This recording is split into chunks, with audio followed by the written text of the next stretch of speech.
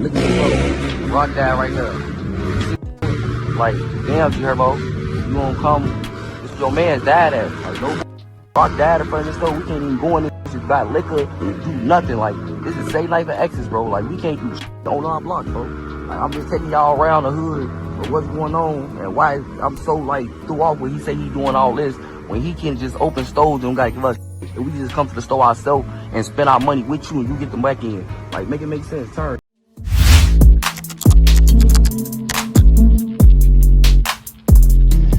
Alright, y'all, now grand opening, grand closing. And we didn't cover what transpired between No Limit member JDOG, Big Ob, and Herbo, but I guess it's safe to say now that we'll just cover everything here.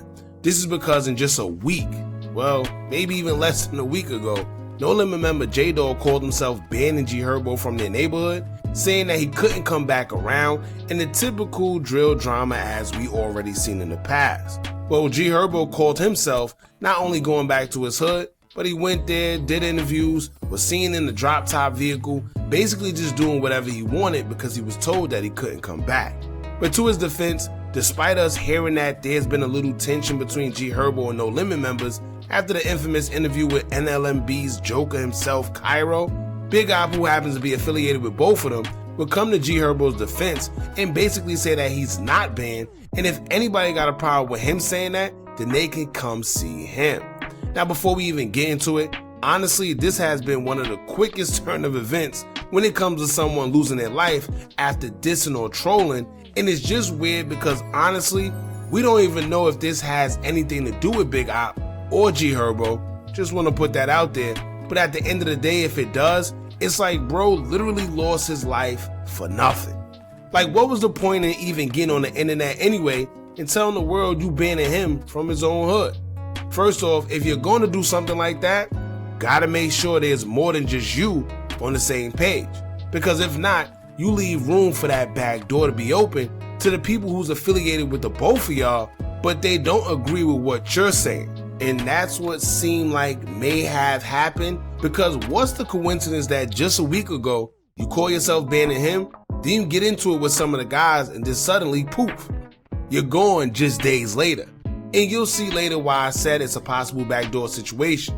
But anyway, that's another story. We're going to get into how everything started briefly, all the way up until how it ended, which happens to be with NLMB member JDOG being shot 6 times and losing his life due to his injuries. In the meantime, make sure you hit that thumbs up button so we can get this video into the algorithm. And if you're not subscribed to the platform already, make sure you do so now. Let's get into it. This is a rock dad, y'all. Like, look at this bro. Rock dad right there. See this? Like, damn, Herbo, you won't come. It's your man's dad at. Like, no rock dad in front of the store. We can't even go in this. Got liquor and do nothing. Like, this is same life of exes, bro. Like, we can't do on our block, bro. Like, I'm just taking y'all around the hood of what's going on and why I'm so, like, threw off when he say he doing all this when he can just open stores and gotta give us shit. And we just come to the store ourselves and spend our money with you and you get them back in. Like, make it make sense. Turn though. Keep on. 7824. If y'all know what this is, 7824 X's. This what it like, kind of like a real star that we NLMB. Like, this the building. Still look on X's. It's terrible out here. Bed in the crib. Like this. This what he shot. I be in them gang where he's at.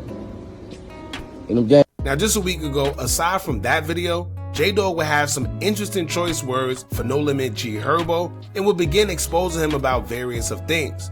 Sorta like what Cairo did when he was calling him out for not helping the hood, not doing anything for anybody, and making it seem like he's doing more than what he's actually doing. Now, we don't know why, but if y'all remember, it was a big thing about a week ago where everyone was talking about it and Herbo actually pulled up to his hood. But here's a few things JDOG would have to say in regards to Herbo. He would take to his IG story to say, quote, "First, at No Limit Herbo, you just left Marley. Like, what the F is you talking about? And while you on the internet bapping Herbert White, start telling the truth about yourself. Because you made the F up, no lie. Because I will never look at y'all at No Limit Mainski, at LWOP Good, at EBK Ricky, at No Limit Herbo, the same. I ain't gonna lie, but I got deep love for y'all. You know, my deceased father. If you really know me, I've been saying I ain't no limit. I'm boss gang, but I don't even play with that hood like MFs ain't dying. going to jail for ish like you always bapping in your raps. Then you on the internet like you been with the ish. On Vito, Broski and them been told you goofy, but don't do ish since 2014. That was 2025 and talking like you been in the street. N-word stop bapping for internet. Ain't seen the guys ish N-word for years and you talking about you ain't no limit. Well, I'm gonna tell you right now, don't bring your B-ad back on 78th in Essex because you will have problems. And I don't give no F about who riding with who because I already told half y'all but got one time to play. And tell the truth, we not looking for your butt to hang out, boy.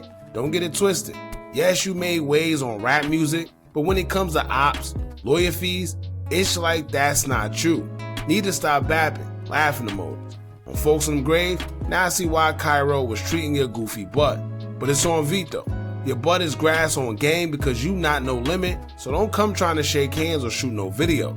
That ish dead, and you N-words that's from the hood, if y'all riding with that bull ish, he on here bapping. Y'all can get it too because all y'all do is D-ride. So what's up? Then he would take to his IG story and another post and say, quote, "Happy birthday to Little Wet. At No Limit Herbo, remember we all came from ish. Never leave my brothers, huh? Bap." Now, clearly, you can see that he was talking crazy. He was talking like he's a one-man army and even let it be known that anybody that got a problem or siding with G Herbo, basically, they could get the same treatment. Once again, when you're addressing a whole hood like that, you can't be by yourself thinking that everything is sweet because the odds are going to be against you every time. And you'll never know where it's coming from.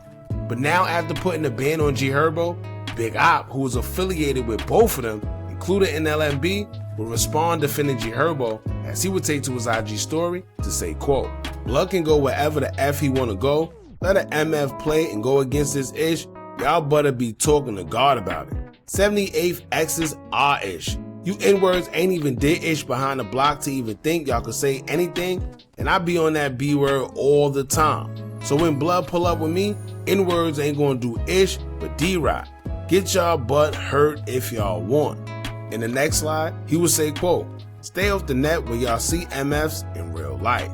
Then in the last post addressing it, he would say, quote, "Them N-words you look up to don't do ish but sneak diss the guys all day talking about some effing boss gang. Ad gang full of effing goofies. At No Limit _ G Money, at Lil Bibby, at OG White Sean. This is the type of ish you N-words do, huh?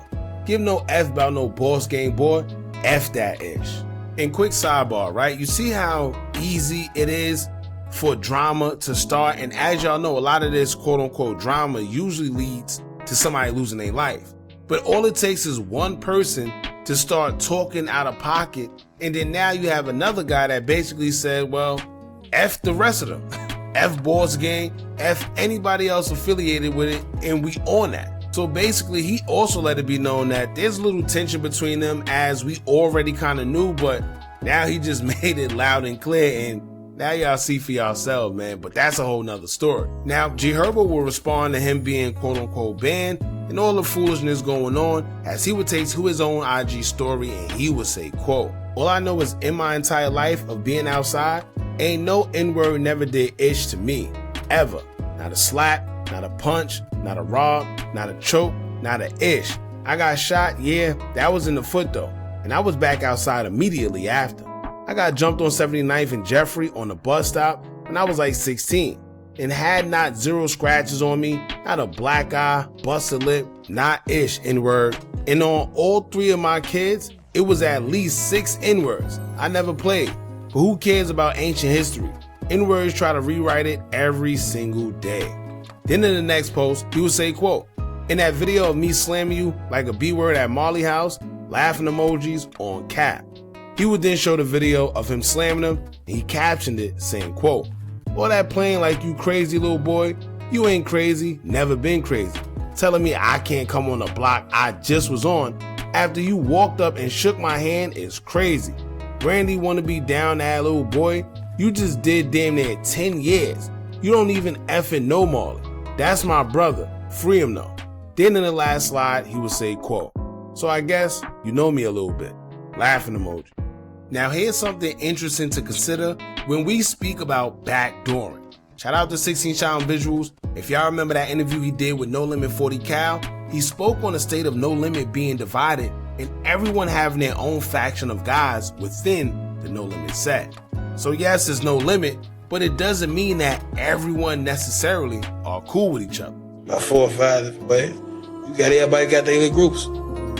I'm in tour with a lot of people in my hood on my own. That don't got nothing to do with a lot of the guys they be. I still got some of the guys that they genuinely with them all, so they try not to get involved. But nevertheless, can't trust you with my hat. Can't trust you to sit at the table with you. I can't trust you to sit down and smoke no wood with you or play no game for, because at the end of the day, the business. You never pick the side. If I trust them and they stand over me, I deserve it, because I knew about it. Yeah. They get you, nigga. Don't, you feel me? Vic, that's what you had coming. You know, you knew they was gonna stand over you when they caught you anyway. Seeing how everything turned out with JDOG, if you watch the whole interview with 40 Cal, he kept stressing that he's a one-man army and he basically don't trust anybody. And even though everybody thought he was just being overly aggressive or doing too much, now it all makes sense as to why he felt the way he did. And this is crazy because this reminds me of like the Bloods, the Crips, and other gangs that have subsets that don't get along with each other. The whole point of joining a gang used to be so guys could be unified and whatever issues they have about whatever they address together. But what's the sense in joining a gang if you're gonna beef with people within that gang? How am I supposed to feel comfortable? Even if we're Bloods and we rep different sets like Mac Baller or Non-Trey, why are we beefing when we're supposed to be under the same umbrella? And if that's the case, why are we even in the gang? So the whole point of stating that and showing the 40 Cal clip is due to us suspecting a backdoor situation, especially after finding out how JDOG was unalive. Now it's kind of crazy, right? But pay attention, because according to Spot News, they will report on 2 men that have been shot on 2508 East 78th Street. It says that the male, who was 19 years old, was shot in the chest and listed in critical condition. The 27-year-old was shot in the back 6 times and he was pronounced deceased on arrival, basically meaning that he was gone on the scene. We would later find out thanks to Facebook posts from Chicago Ghetto, who would identify JDOG as being a victim who lost his life. It'll state, quote, 77th in Essex, 2 people shot. 19-year-old gunshot wound chest critical, 27-year-old gunshot wound back 6 times critical. CPD recovered 2 weapons from both victims, found 19 shell casings on scene, and found a rifle and live rounds on 77th and Kingston. Gunshot wounds to JDOG, NLMB, who was one of them, shot 6 times in the back an hour ago. He's in critical. Now, how ironic, in his post when he was talking to Herbo, he told him he couldn't come back to 78th in Essex, and lo and behold, he was shot and unalive on 77th in Essex. Now, one clear sign of something not being right is the fact that reports say he was shot 6 times in his back. Now, usually whenever somebody is shot in the back that many times, it means they were trying to run away from something at the last minute. Keep in mind that it stated that a firearm was recovered from both victims, meaning they both had weapons on them, but it didn't mean nothing, maybe due to how fast everything transpired. And like I always say, people got this misconception that just because they have a weapon on them, that it means they're safe, but they don't. Do you know how many people pass away with their firearm actually on them? Sometimes you can't even get to it quick enough due to how fast everything is taking place. And honestly, the fact that he had a weapon on him, but he was shot in the back all those times, tells us that maybe he didn't even see it coming, which is the worst part. So if you ask me, I think it was some funny activity going on, and it's very possible that he was backdoored by someone close. And it's not just me that think that, because JDOG's brother Little New would make an interesting post via IG story after his passing, as he incorporated Little Durk's song Backdoor. So clearly he felt it was a funny situation as well. But then another affiliate of JDOG's would make a post via IG story, as he would say, quote, "Show no love, love will get you unalive. Trust nobody, never put your guards down." Now there's a picture of the crime scene floating around on social media, but due to YouTube guidelines, we're not going to show it here.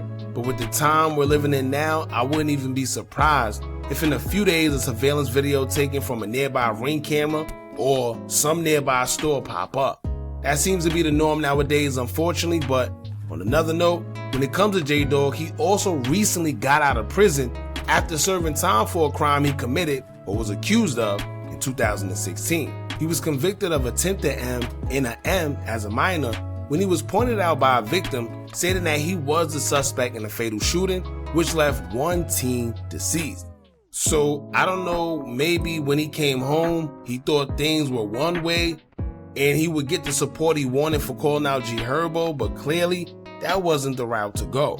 He mentioned Cairo in one of the posts he made towards Herbo, so I don't know if maybe he thought because he seen Cairo speak up and do what he did, that he could do the same thing and have the same fate, but unfortunately, as we see, it didn't work out the way he thought.